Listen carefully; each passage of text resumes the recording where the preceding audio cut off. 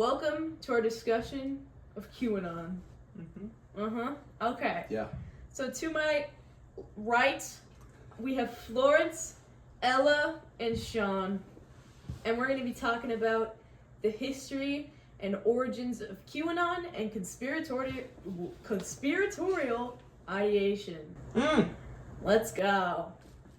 So, I think Florence and Sean have heard of QAnon. Oh, yeah. Ella has no clue. So, so just like a basic background of what QAnon is, it's an American ideology that's basically Democrats are evil and they eat children and they just evil intentions all around. Up the walls, up the wazoo. So real fun people. Yeah.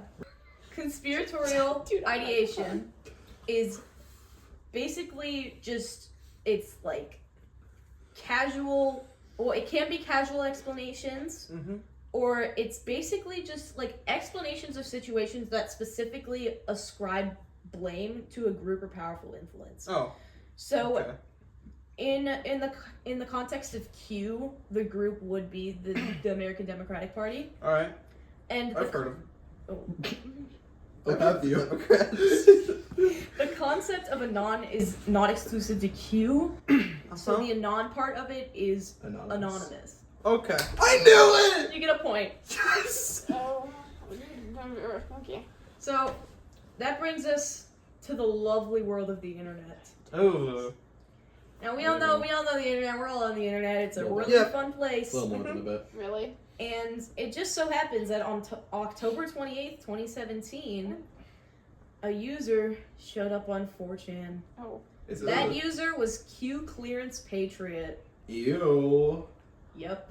Okay. So, for some context, 4chan is an anonymous message board site. It's like Reddit, but like anonymous. So much worse. Yeah, Reddit, but worse. If Reddit could even get any worse. This person, Q Clearance Patriot, posts on a thread entitled Calm Before the Storm. That sounds like a Twitter handle. Yes, it is now Q's Twitter handle. So this anonymous Q posts in this thread, Calm Before the Storm. Now, the phrase, the storm, has been used by Donald Trump in the past. Alright. And in the context of Q, it's often to refer to an imminent event where thousands of presumed suspects will be prosecuted.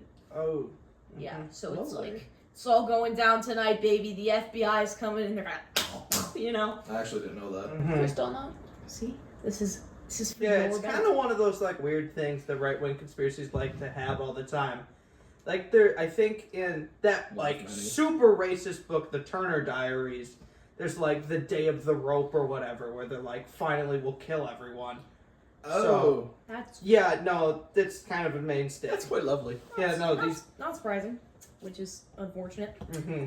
Yeah, and so the username Q Clearance, it insinuates that the user has access to Q Clearance. Right. It's a U.S. government clearance that is needed to access classified information on nuclear weapons and materials. Okay. So the actual identity of Q is unknown. It's even possible that it's multiple people throughout different times posting different things. Throughout November of 2017, Q maintained its activity with posts mainly centered around Hillary Clinton, That makes sense. with occasional bonus claims surrounding Barack Obama, Saudi Arabia, and Iran. This is very on brand for a conservative. QAnon's first actual run-in with mainstream media came in November 2017. Oh, okay. Liz Crocken, a gossip columnist, was one of the first public figures to embrace QAnon's thinking. Oh God, never mind. Yep. And in 2018, a guy named Sean Hannity, Oh, the Fox News host? the Fox News That wasn't personality, me. Oh. and comedian Roseanne Barr, Oh. both spread the news about QAnon Both to their very followers. stinky people. I mean, Fox isn't that much of a surprise. So at this point, QAnon's getting traction in the mainstream media. We're seeing merchandise. More like We're the seeing- mainstream media. How is the merchandise looking? Is it just like the letter Q? Pretty much. Are you kidding me? Yeah, it's real creative Brian stuff. Quinn. It's because all the artists are Democrats. Anyway, so and even some Christian pastors incorporated QAnon ideas into their congregations. That Ooh. makes sense. So we're gaining Spice traction. it up. We're locked in. And in 2019, the FBI officially defined QAnon as a dangerous extremist group. Yes. So They're seems like that verified. storm isn't coming from the FBI then. So we're gonna shift focus a little bit Alright. to some of QAnon's main claims. Okay. That happen to attack many facets of the American life, more specifically politics. Basically, the rundown. QAnon followers believe Donald Trump is waging a secret war against Satan worshippers and pedophiles within the government, media, and corporate America.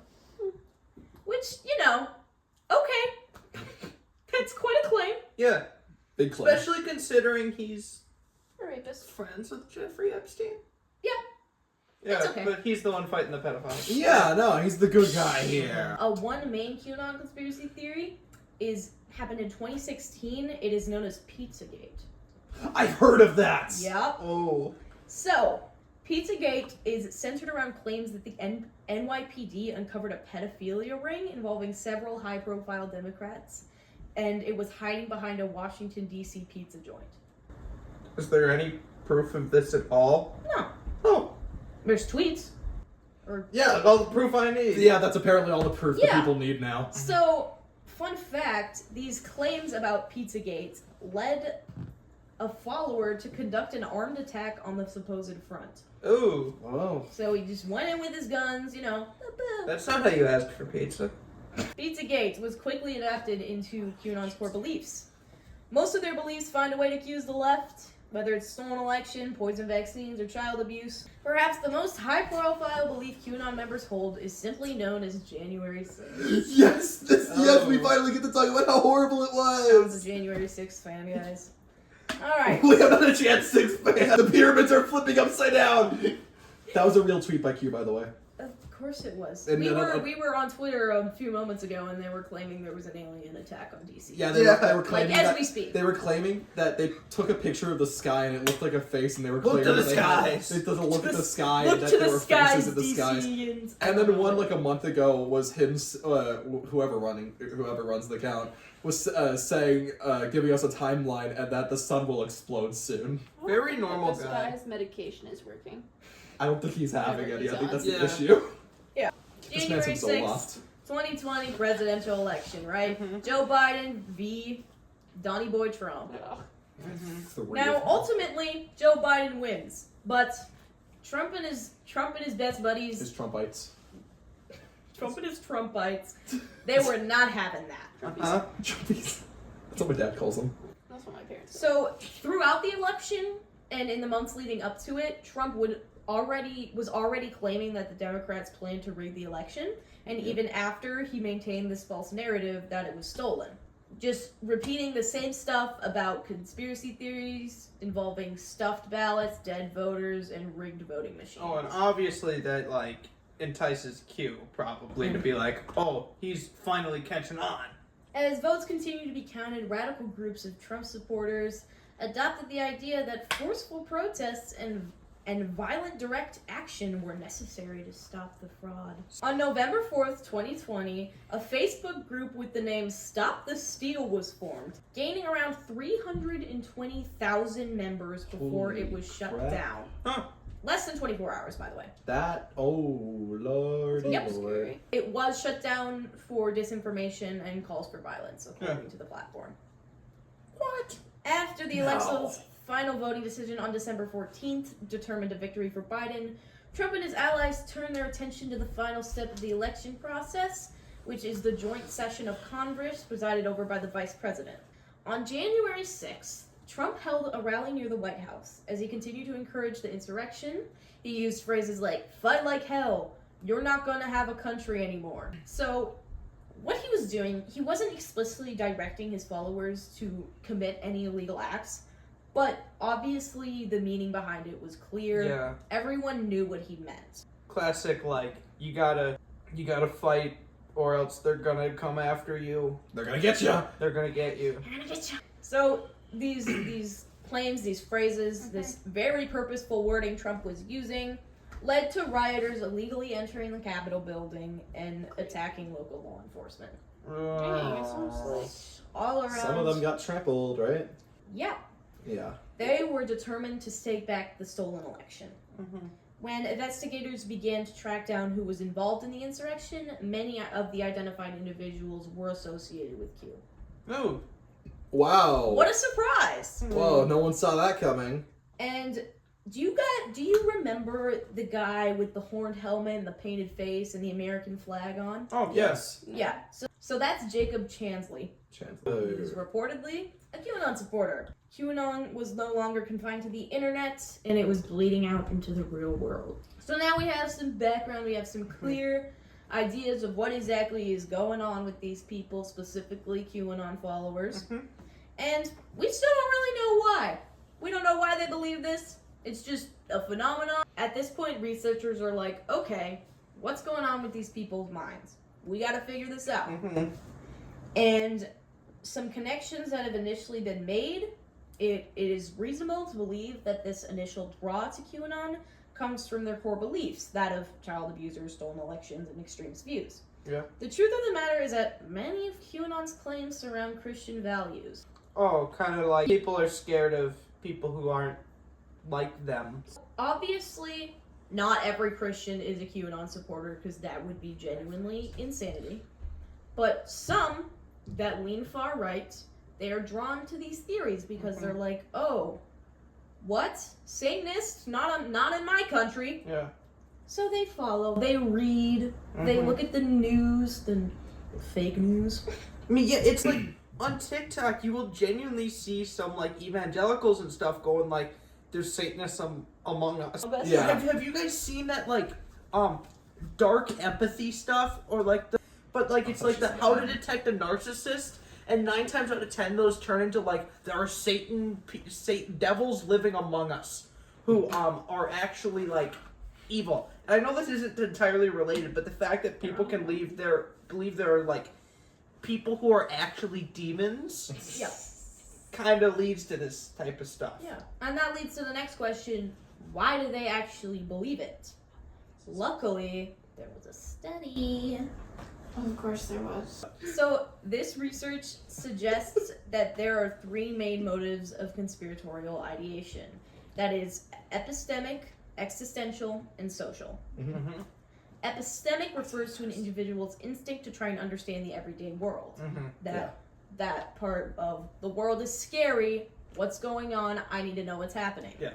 Studies have shown people who are most vulnerable to this conspiratorial thinking are prone to effortless thinking.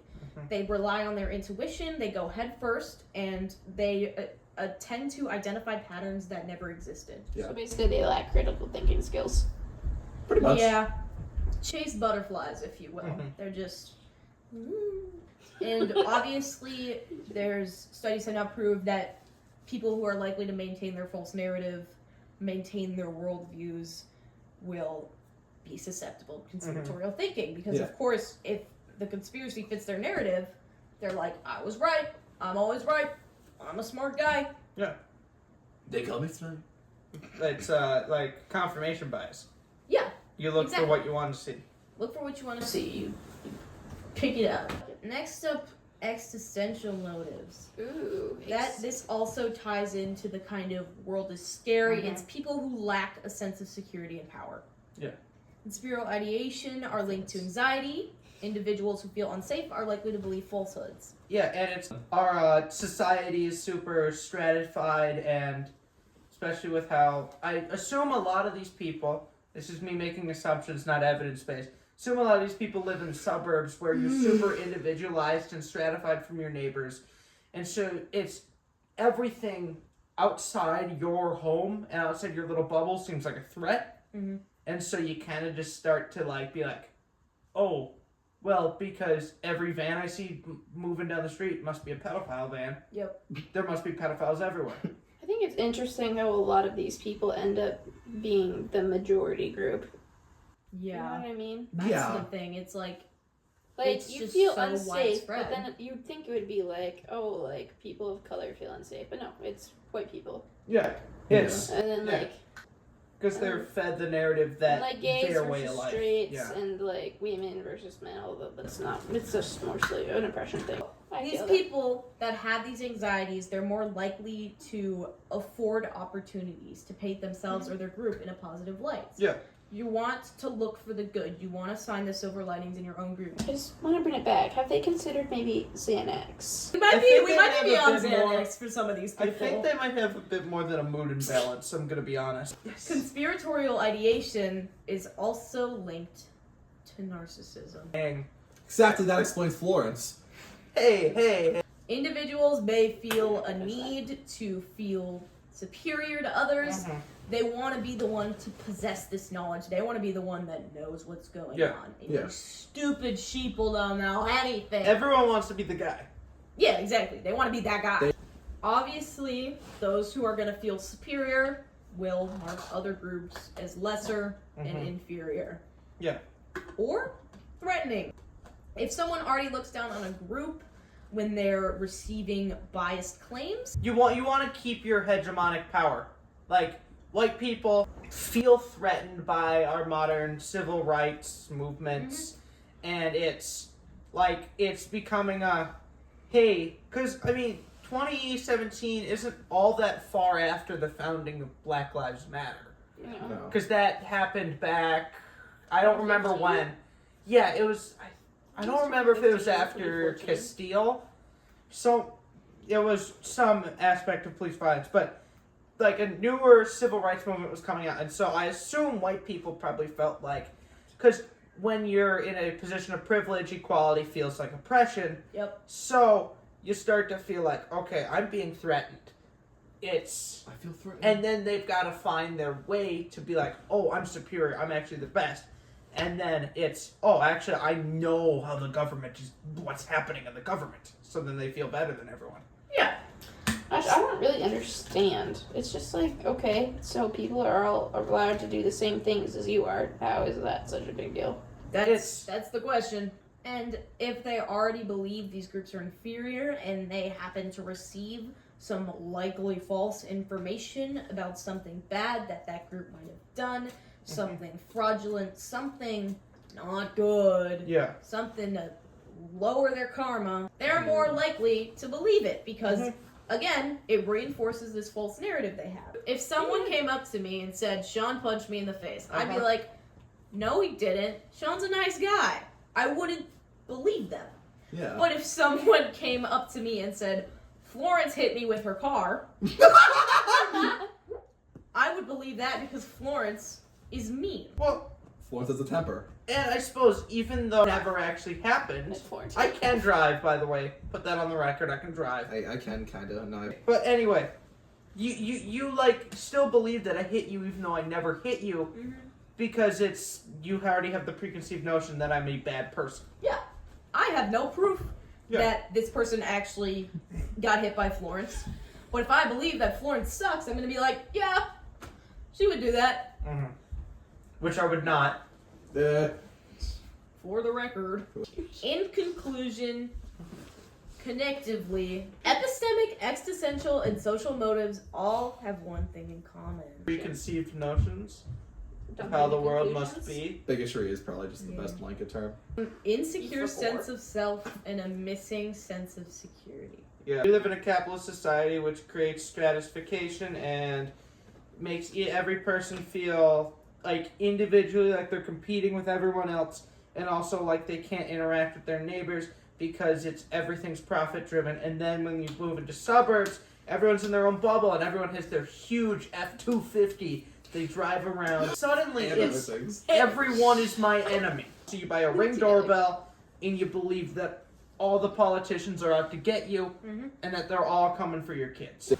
Goes back to this idea. When humans are presented with new information, they can struggle to differentiate the There you facts You got this. and the fiction, altering their perception of reality.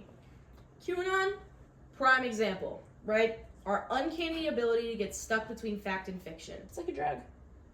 It is like a drug. Ultimately, it's the difference between people's paradigms. people, depending on how their world experiences and their worldview, might view different things as fact because of what they've been told and what they've experienced. Now, obviously, QAnon is far from the only conspiracy theory out there. You know, you've got Hollow Earth, Denver Airport. Flat Earth. I could go on. That's a big one. JFK assassination. Yeah, there's a lot. But the thing is, QAnon is a prime example. It paints this fascinating picture of our behavior. From emails to insurrection, QAnon's influence has managed to invade the mind of anyone unfortunate enough to believe its process. Yeah. What are we really saying? Being lied to, it's a universal experience, right? But it's whether we believe it or not that determines how it's going, and it's up to us to wade through these waters of conspiracy and doubt and Yes. uncover the truth for ourselves. Yeah. I agree. Critical thinking. So true. We love critical thinking. This essay was written before November 5th, was it? Oh, yeah. November Forgot that 5th. happened. So, at the happened point on of recording, Donald Trump Election. is the Oh, yeah. next president-elect. Oh.